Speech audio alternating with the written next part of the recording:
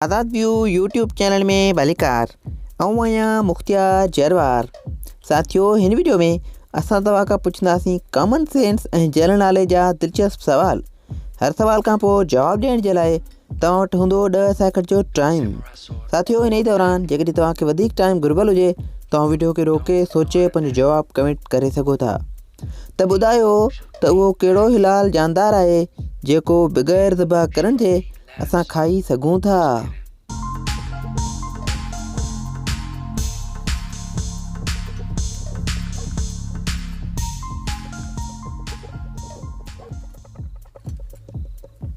जवाब आहे मच्छीअ।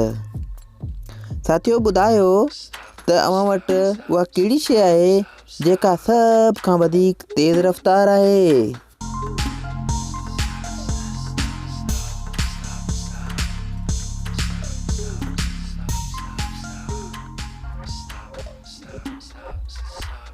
जवाब ख़्याल।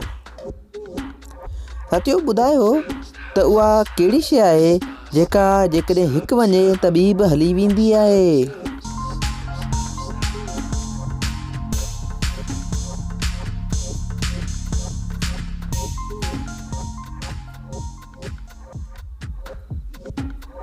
जवाब प्यार ऐं भरोसो। साथियों, ॿुधायो त उहो कहिड़ो कमु आहे जेकॾहिं पुटु करे त ख़राबु ऐं जेकॾहिं नाठी करे त भलो।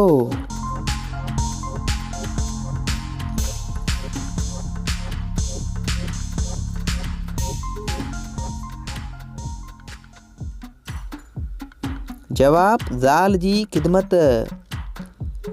साथियों, ॿुधायो त उहा कहिड़ी शइ आहे जेका असां साल में हिकु दफ़ो ख़रीद कंदा आहियूं ऐं पोइ इस्तेमालु कंदा रहंदा आहियूं।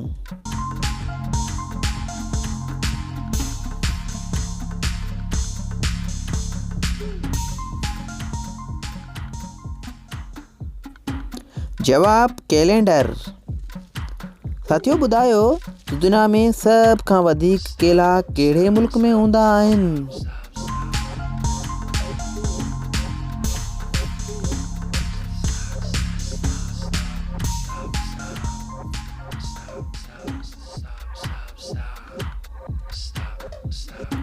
जवाब भारत। साथियों, ॿुधायो त उहा कहिड़ी शइ आहे जंहिंखे जेतिरो छिकिजे ओतिरो ई नंढी थींदी आहे।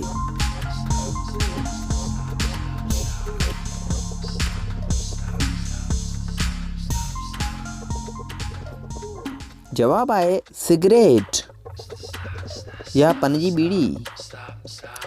साथियों, ॿुधायो त उहा कहिड़ी शख़्सियत आहे जेका जेतिरो ई कूड़ ॻाल्हाए त उन ते ओतिरो ई माण्हू एतबार कंदा आहिनि।